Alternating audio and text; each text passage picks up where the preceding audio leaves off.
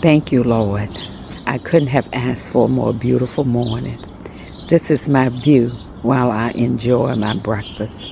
I just thank you, Lord God. Some of it is shaded, but I hope you get what I'm seeing. And maybe I'll step down on the patio and do a close-up of what is happening. It's a small garden, but I like to say a mighty garden. So we're going to now walk down. I bought a pair of garden shoes and I have them on this morning. And we're going to start right here. Here I planted last year a boxwood. I decided I wanted to put some things into my planters that would be permanent and I would not be repotting each year. Of course, I left space if I wanted to put something around the boxwoods. I could do that. Next, we have geraniums, and you can't see it, but I had some verbenas in the little 3 little verbenas. I do have a rabbit. I've been here for 40 years plus and never had a rabbit in the yard. So just at this point in the yard, across from the bed, I have another evergreen and a little frog and a pot of petunias with some creeping Jenny. I like the chartreuse color mixed in with the darker green leaves of the petunias. The story with the frog had him many years. His foot was broken off. I did use some glue to put it back, and thankful it has held together. It is a reminder of a trip that my friend Lula Thomas and I took to Williamsburg when it was still somewhat the pottery. So now moving on from there, the bird bath I've had for many years. Last year, the tall spikes that you see will be gladiolus. My niece gave me those about 2 years ago, and this is the second year that they've come back. I had 2 Gora plants. One survived, one did not, but this one is large enough to take care of the one that did not survive. If I had a second one, I don't know where it was here where the petunias would have been too much. So I guess nature knows what it is doing when it claimed that one. And next is the bird bath. I've had that for many years. At least the base of it. I do have a new pedestal. This one is becoming a little chipped as well, but it's not cracked. The other one was cracked and leaking water, so I replaced that. And then we have more petunias. The petunias seem to do really well in the bed as well as in the pots. This is a blanket flower that I purchased from Lowe's clearance area. It's struggling a little bit, but I think it's going to be okay. I might need to cut it back a little bit more. And I failed to mention that I had purchased these tater tot evergreens to put in the yard last year as well. There is 4 of them, so this is the 3rd one, and the 4th one is here. I don't have any blooms to show you of the red hot polka, but it is a very nice plant. I like the height that it gives to the garden. And here's one that somewhat in bloom. It's yellow and orange. I like the color of that. And of course the lamb's ear, which I've transplanted from my back bed, which we will get to that in just a moment.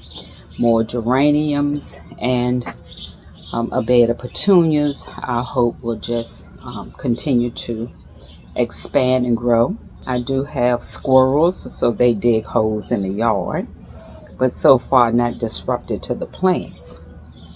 here I have upright flock plant called David, and I have some coreopsis. You can see plenty of that.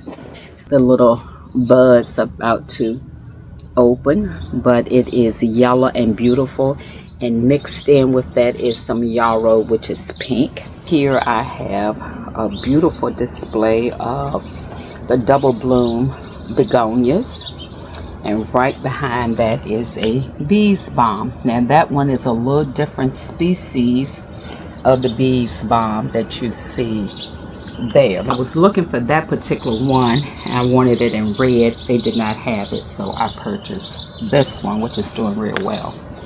In the middle of the bed there is some Rebecca and more coreopsis, and here is a bunny. There's the bunny that's in the bed, and he seems to be not afraid anymore of me, and he's just sitting there. How he got back in, I don't know.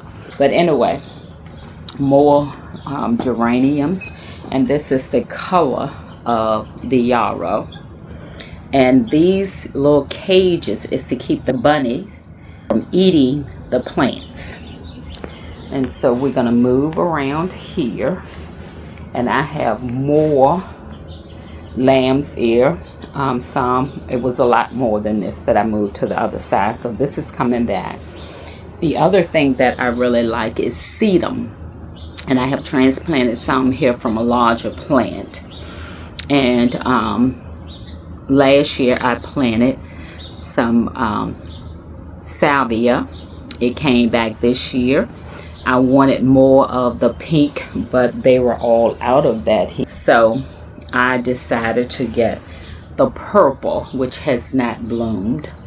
And this is the bearded tongue, which graces the center of my yard. And then of course what you see behind that is daylilies. I really enjoy the daylilies.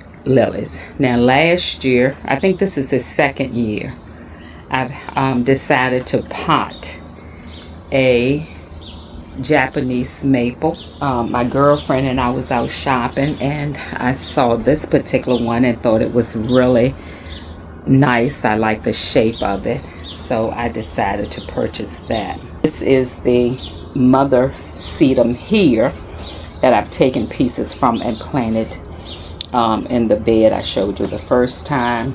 Here we have some Veronica. It's white. I may add more of that next year in a different color. I'm not particularly like white in my beds. This is a Stella Dora that is getting ready to bloom. You see a couple blooms there.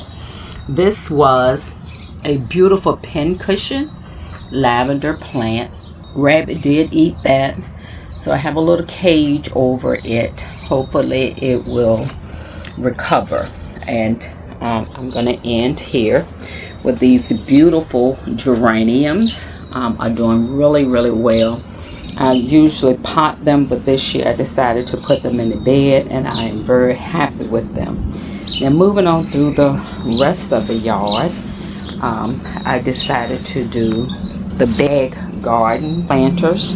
I have 2 tomato plants and 2 cucumber plants, I believe they are.